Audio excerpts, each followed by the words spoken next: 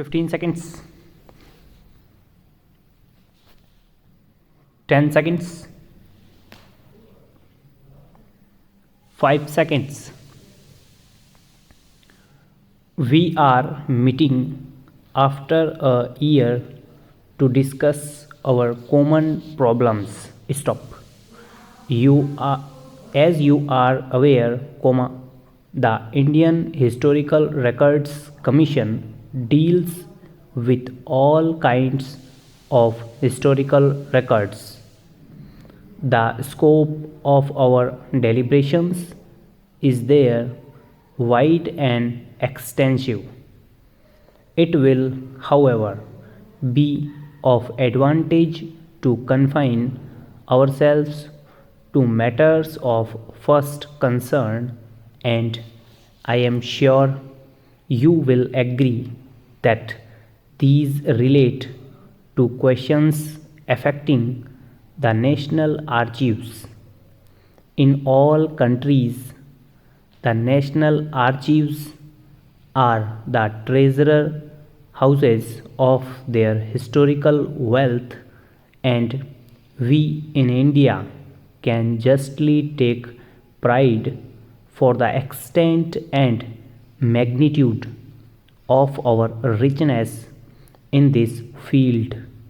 Our national archives contain a vast collection of records, but systematic series begin from 1672.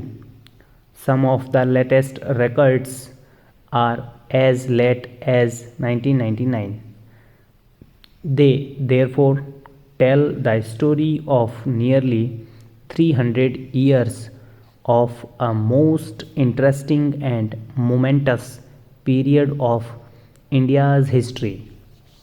If what remains of the scattered records of the Mughal period are added to these collections, we can state that our records go back to the 15th century. There are not many countries which can claim records which go so far back. From the point of view of quantity, also ours is one of the biggest collections not only in Asia but in the world.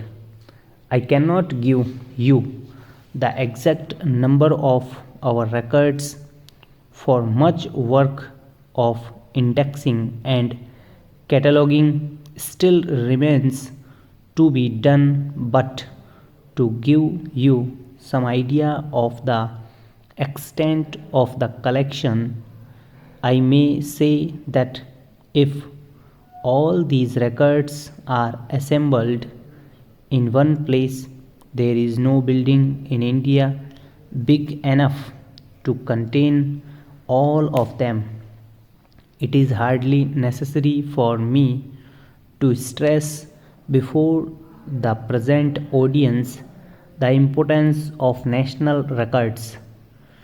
Such records are the basis of history and can alone give authenticity to our knowledge of the past.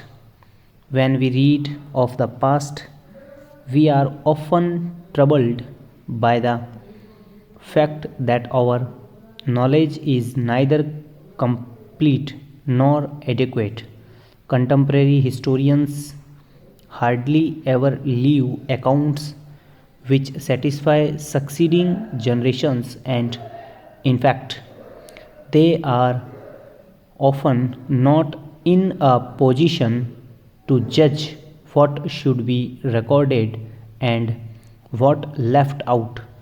If, however, complete records are available, the annals of the past can be reconstructed, but in most cases, such records of the past do not exist.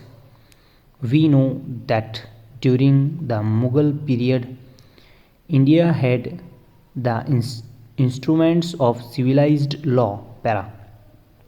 During the 19th century, the European states adopted the convention that all state records should be opened to the public after a lapse of 50 years. The records of the Neolithic era were thus released to the public in about 1870. The Neolithic era was a period of great progress in different fields, and it was described contemporaneously by many well known historians. In fact, all the known methods of history writing were used in making the Neolithic period vivid to the public of the day. But even then, when the official records became available in 1870, it was found that our knowledge of the period was both enriched and altered. Much new light was thrown on obscure incidents and happenings. Many old opinions had to be revised in the light of the new information. Similarly, the official papers relating to the so called Indian Mutiny of 1857 were released in 1907. The Government of India published a 3-volume history of the mutiny based on these records. It is true that this book was written from the British point of view and did not therefore do full justice to the Indian participants. It is therefore necessary that these records should be examined afresh and a true account of the period written in as objective a manner as possible. Even then, the official history, which was based on these records, revealed many facts that were previously unknown and corrected many of our wrong ideas about the different characters who participated in these momentous happenings. These two examples show how essential records are for a true interpretation of history. If, however, the records are to be utilized to the fullest extent, it is necessary that they should not only be preserved but also arranged and classified systematically. There must also be sufficient number of scholars with the necessary knowledge and scientific attitude to take full advantage of the information contained in them.